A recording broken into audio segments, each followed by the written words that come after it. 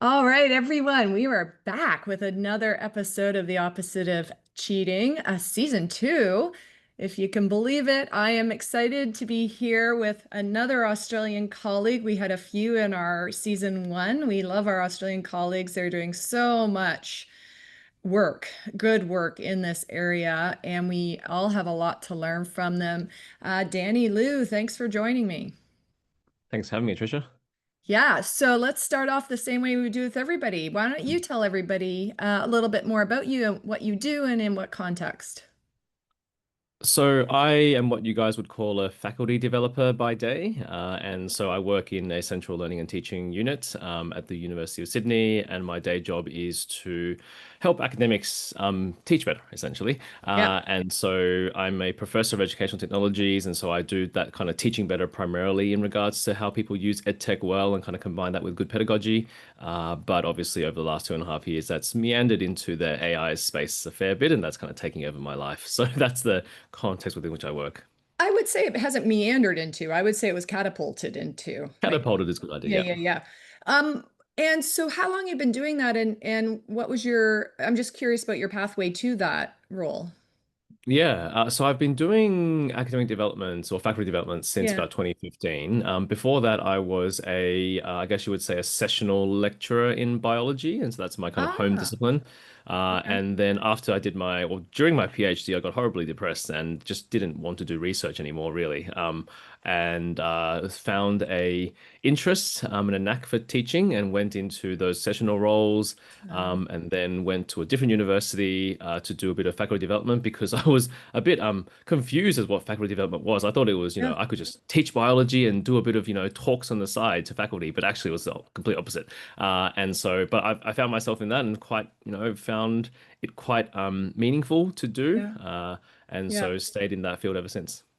Oh, that's so cool because I feel like I just identified with you a little bit because, when I was finishing my PhD and looking at faculty roles, it really occurred to me as I was being told that integrity wasn't a research area anybody was interested in hiring me for. I thought, well, why would I want to become a faculty member and only be allowed to research what other people tell me to do or will fund me to do, right? And so ended up in the administration side, and now I get to research if I feel like it or not. I get to write if I feel like it or not. So it's kind of nice.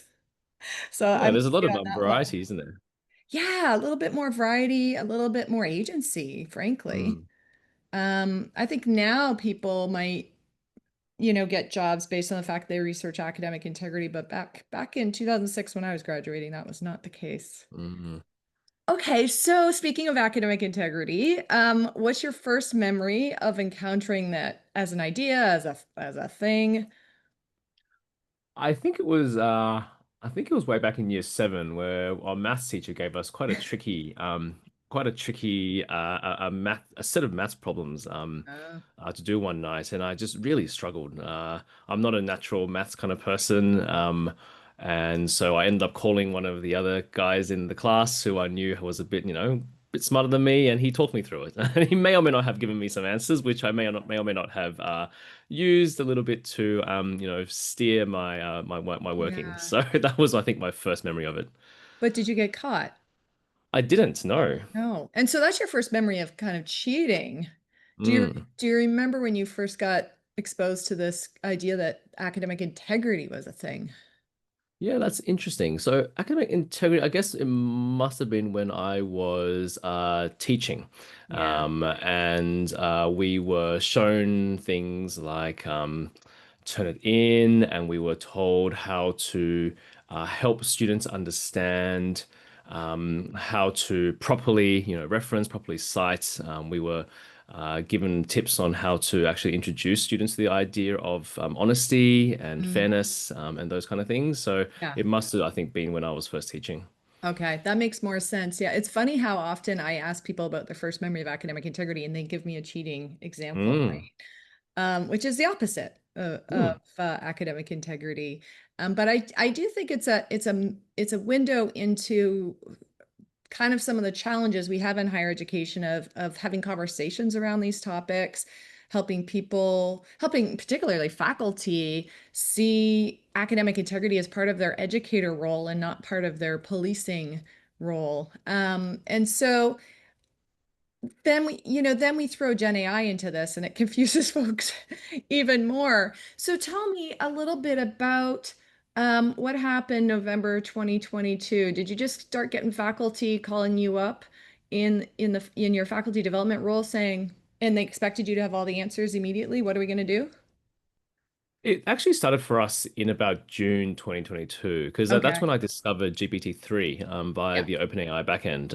And when I was starting to play with it in June 22, I was thinking, oh, hang on a sec, this thing is probably going to be something. And so we shared it around with some faculty members from the arts and social sciences. And Mm, they were at the point, they were like, yeah, it's not very good, is it? And we kind of all ignored it for a little bit. But yes, yeah. when ChatGPT came around, November 2022, I remember that, around December, January, people were it's break here in Australia during that time, and so Right. it didn't really hit us too hard. But then once people came back in January, February, it was suddenly, a lot of faculty meetings. What do we do about this? Is this a new fire?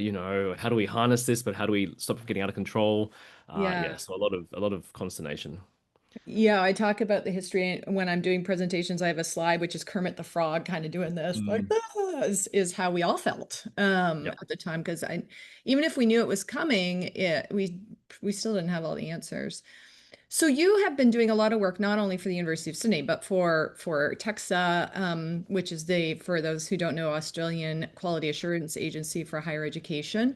They've been phenomenal in putting stuff out to help faculty, and you've been a big part of that. So tell us a little bit, and we've heard from Anne Rogerson in the first season a little bit about what Australia's been doing, but I'd love to hear from your perspective about what your role's been in there and what is TEXA been trying to do to help higher education institutions. Mm. So Texas has been quite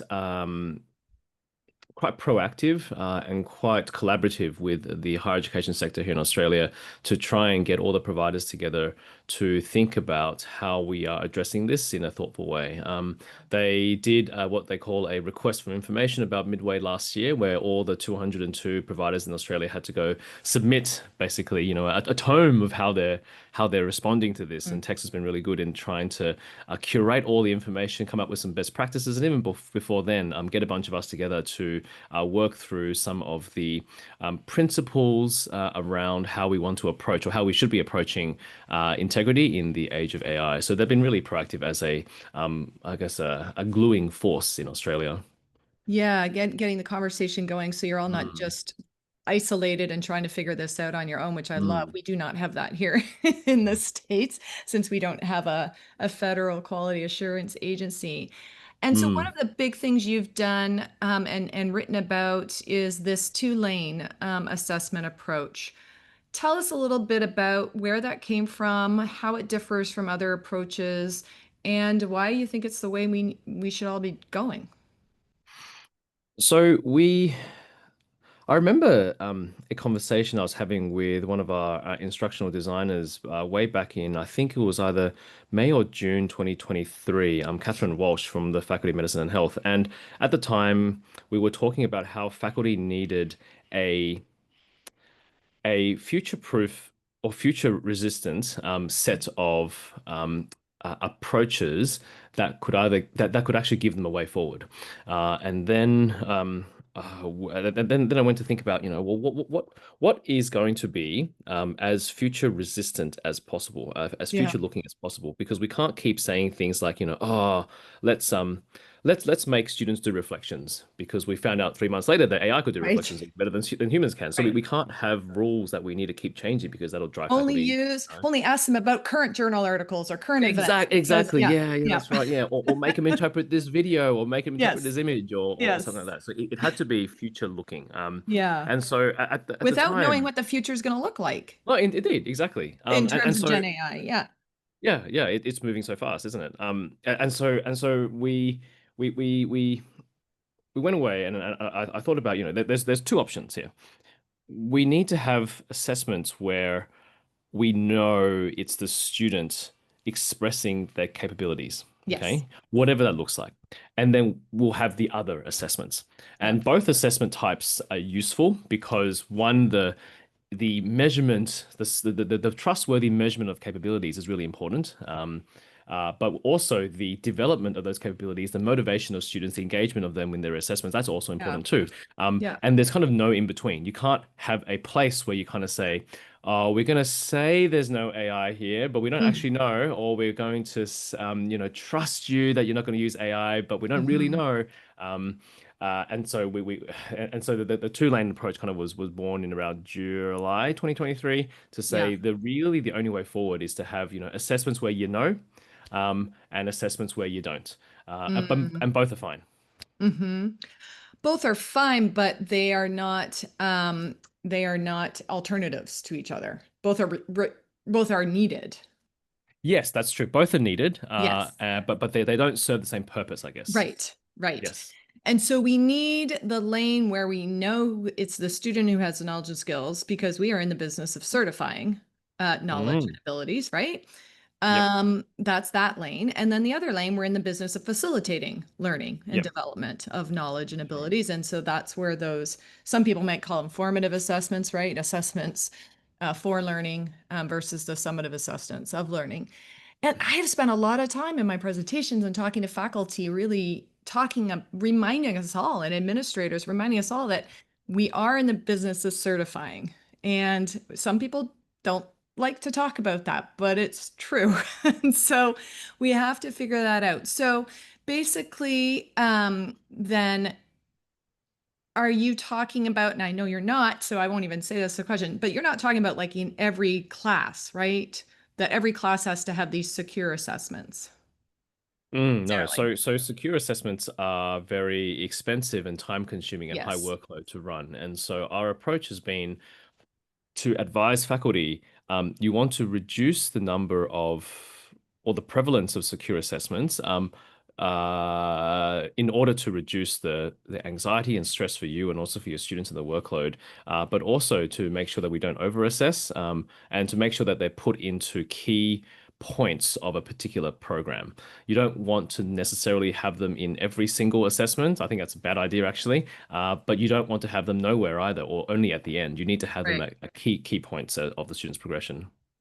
You don't call them benchmarks, you call them milestones, I think, right? We Or have different names for or them. both. Yeah, okay. Yep. So, but if they don't occur all of the time, aren't they really high stakes then? Like, aren't they more like the GRE and the SAT and the whatever equivalent there is in Australia to those that are really stressful and high stakes? And then teachers start teaching to the test. Don't we get some of those problems? Yeah, so I think it's a valid concern. The way to think about lane one, so we call the secure ones lane one assessments, Okay. and we call the other ones what we call open, the lane two assessments. Yeah. We used to call them actually secure and unsecure, but after the International College of Management Sydney kind of borrowed our approach and they adapted it into secure and open, we said that's a great idea. Let's also borrow that back. So secure lane Okay. one and open lane two. So Yep. for our lane one, they can be high stakes. They could be high stakes, but it depends on how they're designed into a particular program. So you could imagine a 50% exam at the end, which is going to be high stakes, or a 35% interactive oral, which is also going to be high stakes. But you can also imagine a situation where if you have a small class and you see them regularly, and you have mini conversations with each of your students as they're going through a particular semester, then each of those conversations, one-to-one with the students, you can truly understand where they're at and what they're learning and how their learning is going and their skills and knowledge. And those can be micro lane one assessments, which can all add up as well. Sure. And so as long as it's lane one is really just about, do you know it's the student Yeah. expressing their or showing their capability Yeah. in front of you, then that's fine. It doesn't have to be a high stakes all at the end Yeah. kind of thing. Okay.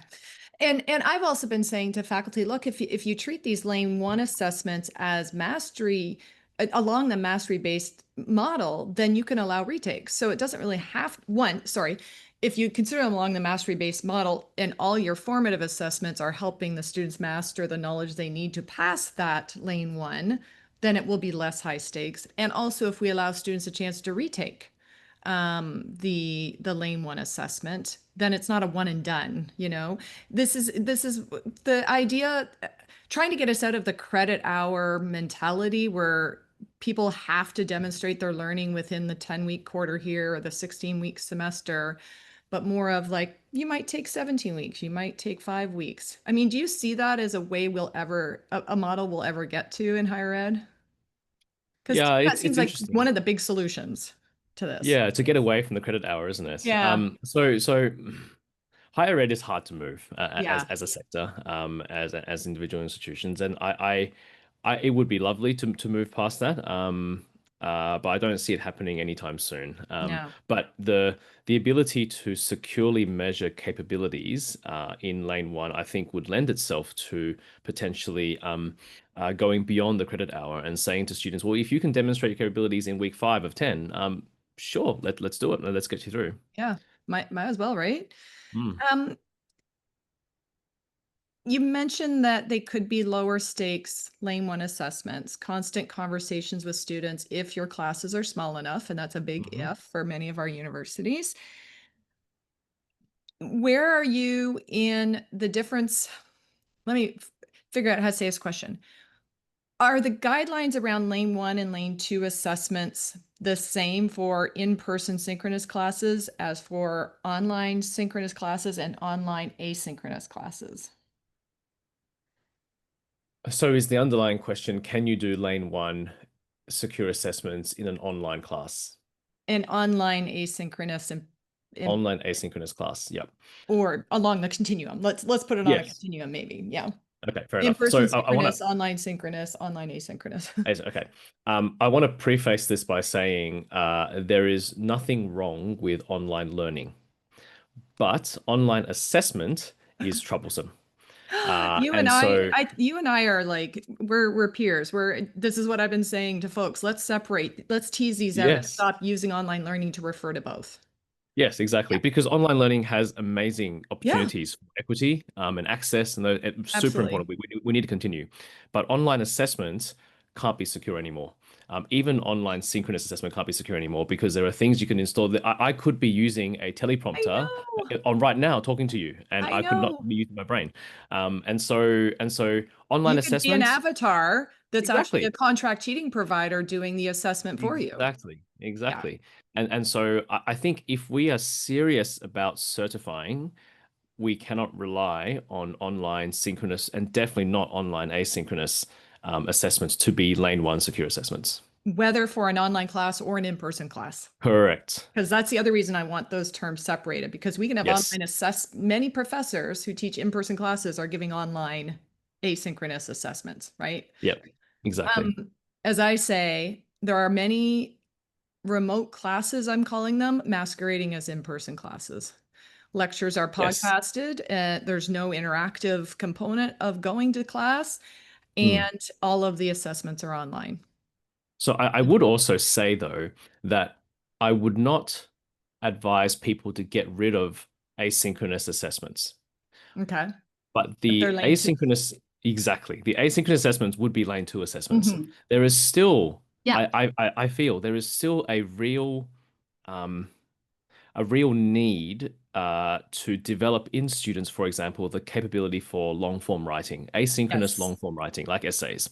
So, what I'm not saying is, I'm not saying get rid of your essays, okay? Yeah. But what I am saying is, your essays are no longer a trustworthy measure of student capability. Maybe Yeah. they never really were, but at least they were closer. But now they're really not. They So, haven't been for at least 20 years since the internet, or, 25 yeah, years. exactly. And now it's gotten like maybe 100 times worse. And so Yeah. I think the message here is don't get rid of asynchronous, unseen, unobserved assessments because they still serve a purpose for learning, but Hmm. they don't serve as powerful a purpose anymore for the trustworthy measurement of learning or of Yeah. student capability. Even if I'm looking at Google Doc version history or using a Mm. program like, there's a couple of companies out there that have Yep. programs to let you see into the writing of students. So even if I can do that. No, so there are agents these days, AI agents, which you can basically get them to open up a browser and then type like a Yeah. human, So it doesn't work anymore. That kind of using tech to fight tech was never a good idea, and definitely has Yeah. been shown not to be a good idea. Yeah. At the same time, as you said, higher education institutions are known not to change very fast. Mhm. And we also can't expect, it's hard to, it seems we keep putting layers and layers of load on faculty's shoulders. And so when the internet came out and plagiarism was a concern, and there was the big argument over whether we should use text similarity detection software, faculty said, like, look, you either have to reduce my 100-person class down to 21, or you have to give me this tool because otherwise I won't know if they're back then they copied from each other, I won't know. So, I mean, technology has helped, but to me, it puts a band-aid on the wrong problem, right? Like the problem is that we have 200-person classrooms, not that, Oh. yeah, but that's not going to change. So I get stuck in this, not wanting faculty to have this burden to certify things that they can't possibly certify without tools, without technology. Or without the right approach. Mm, I feel technology is part of the problem and also part of the solution, but yeah. it's also about the way that we do things, not just the technology that we use. So, Victoria University here in Australia, they introduced a few years ago a really successful teaching model called the block model, where instead of having students go through four subjects simultaneously each semester, they go through Hmm. one subject at a time, one after the other.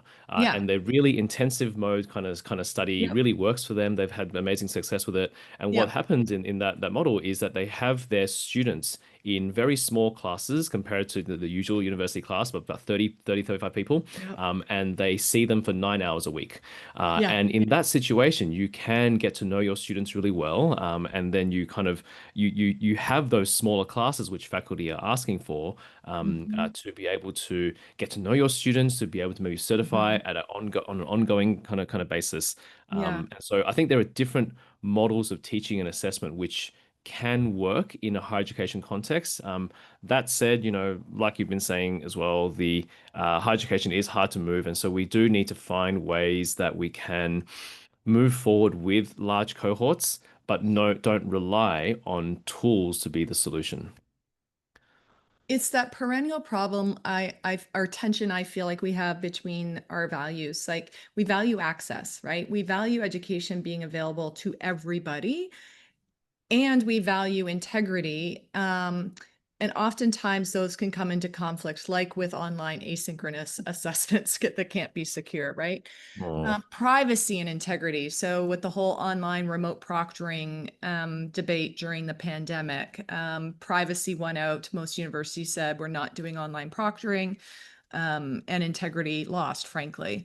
And so, we're constantly struggling to resolve these tensions in a way that Rushworth Kidder, who's an ethicist, would have said, like, we see them as dilemmas. It's either this or this, but really we need to expand our mind and see them as trilemmas where there's a third solution that might uphold both values.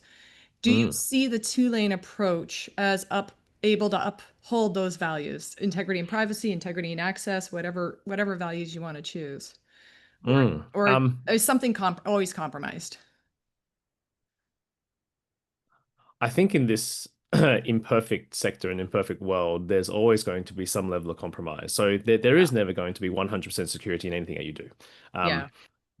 in terms of the value, I see the context of generative AI in higher education to speak to two main values of higher education. One is the value of integrity, which Yep. is, do we know the person walking across the graduation stage knows what they need to know? Yep. And the other one is the value of relevance, that are we preparing students for a world Right. which is Right. contemporary, where they can contribute to society? And part of that will involve the engagement with AI. Yeah. I don't use embrace because I don't think we should wholeheartedly embrace AI. We need to have a critical eye to it, but it's Yes. engagement with it. And so, yeah, I see the two lane as addressing those forms of values, because at the same time we can say we have these lane one assessments which are as secure as we can make it. They're going to be in person, they're going to be synchronous, Mhm. in front of you, and this is how you will certify your students. Okay. Um, at the same time, we will also have these lane two assessments where we will basically assume that students are going to use AI, and anything that we Hmm. say to them won't stop them from using it. And so we just need to assume that they're using it. Um, Yeah. and the role of the Lane 2 assessments is not so much to teach AI, it's actually to teach the discipline, but it's to teach a discipline in the context of assumed AI use. And so our Right. role as teachers switches from being police to Yeah. catch or to stop or prevent or detect the use of Yes. AI in Lane 2 to one where we actually teach students how to engage with it properly.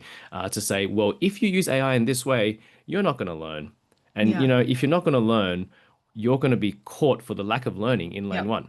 But Right. if you do learn, and we're going to show you how to use AI to learn this discipline, then Yeah. you'll be fine. And lane one, you'll screen past it and you'll be fine. And then you'll get the degree at the end of the day. And so Yep. it's about that kind of balance that we need to have these lane one alongside the lane two to encourage and motivate and facilitate learning, like you were saying, and the other one to certify learning. And this can be done at scale. Yes. I'm trying to decide where to go next because I have two follow-up questions. I think I'm gonna the scale one you just mentioned. I'm gonna put that aside for a second. Bear with me. Another thing that's in tension here. I wouldn't say it's integrity versus trust because part of integrity is trustworthiness, but maybe this uh, I've had a lot of episodes with folks who say, I'm just going to trust my students. I'm going to start off with trust and I'm going to trust them, not trust but verify sense, just trust them. And I have been known to say that we should trust students are humans, and we shouldn't trust can be superhuman. So, and the example I've been giving is if I'm trying to be healthy and I have a sweet tooth, I don't buy donuts and put them on my counter and then tell myself I'm not allowed to eat them. I rid my entire kitchen of everything that has sugar in it, right? And then maybe after a while, I lose my sweet tooth and I can be around donuts and I won't eat them. But to say to a student, I trust you, here, go take this lane two assessment or lane one assessment that's really not secure because it's asynchronous, it's unsupervised. I don't know if that's trust, or if it's misplaced trust, or I've been known to say it's a dereliction of duty. What Mm. say you? Yeah. Got a couple of thoughts on this. One on the trust angle and one on a slightly different metaphor to talk about Okay. trust. And so on the trust angle, I think there's a couple of things. Um, a lane two open assessment is where we can now say to students, because in lane two, we've essentially banned faculty from banning AI. So Right. faculty can no longer say to students, you can't use AI for this, or you can only use AI for this in a lane two assessment, because there is no way that students are going to necessarily listen to what we tell them. It's very discursive. And so to make it clear and fair to students, we have said, you're not going to get in trouble for using AI in a lane two assessment. Okay, Yeah. we cannot get you in trouble for that, as long as you acknowledge the use of AI. Okay. And I that was gonna hopefully ask that. solves a Yeah. lot of that fear and uncertainty and kind of hiddenness around Yeah. AI use. So what we're saying in lane two now is that we will trust you to learn. Okay, not we'll trust you to learn because we know there's a stick coming at the end of the day, which is the Yeah. lane one assessment. But we're also going to trust you to learn because we know that most of you guys are here to actually learn, and our role is to teach you how to learn alongside AI. Yeah. The other thing about trust is the lane one angle, in that, well, students want to trust that their degree means something. And the only way really the degree is going to mean something is if we can trustworthily measure Yeah. students' capabilities. And Yeah. if we, like you were saying, if we neglect our duty to actually securely measure those capabilities, then their trust in us is misplaced. Yeah. And we shouldn't have that trust, therefore, as Yeah. institutions, if we can't certify that. So that's kind of that two-lane angle on Yeah. trust. The metaphor that I sometimes find helpful is airport security, okay, in terms of Yeah. trust. When People love we, that metaphor. I'm sure that brings all sorts of nice memories and well, thoughts. indeed, exactly, Yes. body scanning and pat downs, those kind of things. But when I go through airport security, when everyone, the millions of travelers every Yeah. every day go through airport security, it's not that they don't trust us, right? Um, that they probably do trust. But the thing is, I wouldn't want to, as a passenger, go onto an airplane without having every single person scanned, Yeah. right? And every single piece of baggage scanned. It's not that I don't trust my fellow passenger. Okay, there is a level of trust there, but I still want that level of certification that everyone is safe to fly. Hmm. Yeah. And so if we have the situation where we have, airport security only apply to some people, then I wouldn't want to get on a plane. Yeah. Or if we had airport security which wasn't actually secure, I wouldn't want to get on a plane either. Right. And so we need to kind of balance the idea of, of trust is not to say that we don't trust anyone, but we still need a valid, trustworthy way of measuring whether or not people are ready to do something. Yeah. I appreciate that. I mean, the phrase, of course, comes to mind is Ronald Reagan's "trust but verify." Mm, And some people see that as a cop up, but you're right. One of the things we've known from decades of research into academic misconduct is students hate it when faculty do nothing about the cheating that's going on in their classes. They mm, absolutely hate it. And you're right, they do lose trust in us. And that's one of the biggest factors of what makes students cheat, as we talk about in the book, is they think if they think or know that everybody else is doing it, or if they see the instructor is lazy or they don't care, which they often do if they're not taking any measures to prevent cheating, then they're just going to cheat too. And even if they don't want to, right? Like they just feel like they have to yeah. compete. I wonder if I could take what you just said. The Yeah. students hate it when faculty do nothing about cheating. I Yeah. wonder if I could turn that into students hate it when faculty do nothing about a lack of learning. Yes. Well, I don't know. I was having this other another episode with Josh Eiler that is out now, where we talked about how humans love to learn. We are born to learn, right? We learn how to walk, we learn how to talk, we learn to do all sorts of things. And then somewhere along the line, the school system, just drums that out of us, that love of learning. Mm. And so I do think deep down, university students still want to learn.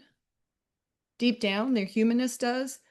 But it's such a fleeting moment when all of the external forces and all the external messages are learning's not what's important.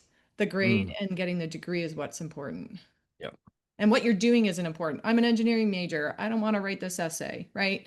So we have to, this is why David and I talk about in the book, like we constantly have to tell students about the why, about the learning outcomes, about Mm. why we're asking them to do what we're asking them to do, how it's connected to their learning, not be, because it's important for that, for us to give that message that counters the louder messages they're getting from society, I think. But yeah, that'd be Yeah. Yeah, I think you're right. And something that I've come to realize over the past 2.5, 3 years of working with generative AI in education is, um, initially. Initially, we were in the first kind of year or year and a half after ChatGPT came out. The main question people were asking themselves is how? How do we assess now? How do we teach yeah, alongside generative AI? How can we leverage these tools? yeah. Um, it's interesting that I think over the past 6 to 12 months, the conversation has shifted slightly Mm, to asking the what question. What is still worth learning? good. Um, what do we want to teach anymore, and Yeah, what do we want to assess? What are the learning outcomes? Those kind of things. But I think to go to your point about the why, yeah. I think that's the next question. We need to Yeah. think about why we're even teaching in the first place, Mhm. why we are doing all these things to students, and why they are with us. And I think the next question after that, which I think we do need to probably start Mhm. asking now, is who? Who are the students who we want to grow and become, and who do we want students to become? And if Yeah. we can help to answer that starting now, then we can actually address a much larger issue which is looming over higher education. That is not the integrity issue, which is the purpose of why students Right. come to us. Right.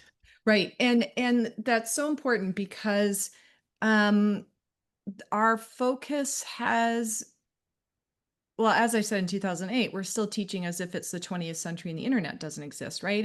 And even today we're still teaching in an industrialized model that Mm. was created to get, to have students learning in school while their parents were have gone out to work instead of being at home, Mhm. right? And so uh, And we are still focused on disciplines, on content knowledge, Mm. like the sage on the stage model. And really, the question is, do we need to be focusing or even organizing ourselves around those durable human skills that give us added value over the machines? Yeah, it's Deep interesting. questions, right? Yeah, yeah. I was reading I can't remember who wrote it, but it was a book called Whatever It Is, I'm Against It. And it's a Love story that. of ex-president of many different colleges and Oh, okay. universities in America, as a not American president, but ex-college president, Yeah. who reflected on his journey and how higher education is incredibly difficult to move. And one of the examples of shining practice he gave was from, I think, the African Leadership University, Hmm. and the ALU organize themselves not around faculties or disciplines, but they organize themselves around mission. And so, if you go in with a mission of serving your local community in Yeah. sustainability, or if you want to serve your local community in something else, your pathway or your Yeah. journey is not your discipline, it's your mission. And I think Yeah. that's really speaks to that kind of trying to break out of that industrialized model that Yes. serves faculty really well, but maybe not students really well. I love that. I love that. It's kind of similar to, I think, Duke University. There's some other universities in the States and maybe in Australia too that do offer students kind of their choice to choose their own major, and it's not really a major, but like an individualized learning pathway. But it's not common enough. Absolutely. Mm, Well, I think that would have to be like a part two conversation. I do want to get to my other question, which gets us back to the pressing moment of integrity at the moment. Okay, mm, so you mentioned that tech is both a solution and a problem. mhm, You mentioned that in the lane one, we have to know it's the student who has the knowledge and skills that we're assessing.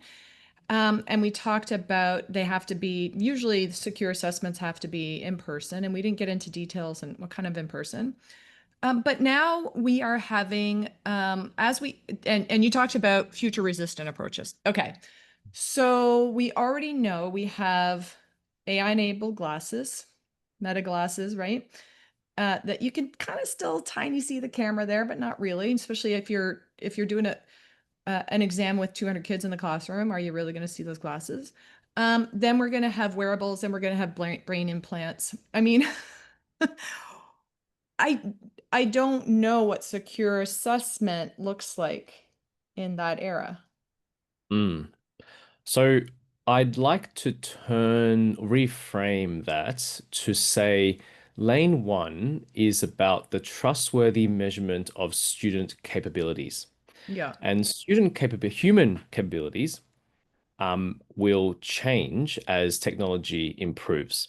And Mm-hmm. so over time, as wearables, as neural implants and those kind of APIs. things Yeah. come into being, into play a lot more, the capabilities we want to measure from students will be augmented with these things. Mm, And so the trustworthy measurement of those capabilities will include the use of those things. And even now, we recognize that a lane one assessment could involve the use of AI. So you could imagine a learning outcome for a marketing degree, being basically you need to know how to use Figma AI, you need to know how to use Firefly or whatever mm-hmm. to generate some marketing copy or markup. And Mm-hmm. so you can imagine an interactive oral, which is a one-to-one between a student and an examiner, and the student has a computer in front of them. The examiner will say, "Well, I'm a marketing executive. I've got this idea. Show me what you would do. What Mm-hmm. about this? What about this?" And Yeah. so that would be a measurement, a trustworthy measurement of student capability in Mm-hmm. conjunction with the use of the tool. Yeah. And so I think if we take that question to the extreme, then I think capability, the definition of capability that we want to measure will change. To go back to kind of the Yes. present and the Yeah. security element, I think it's important as well in that, yes, there is miniaturization technology and it's harder to detect. And so the message here, I think, is Lane one assessments securely are expensive, they're Yeah. difficult to secure, and they're never going to be 100% secure. Okay. Yeah. But we need to try. And in order to try, it's going to be expensive and time consuming. Therefore, don't put them everywhere. Don't Right. have lane Gets one back in to, every single assessment because you're going to tire right. yourself out. You're going to tire students out. You need to have them at key places in the program. Yeah. Yeah.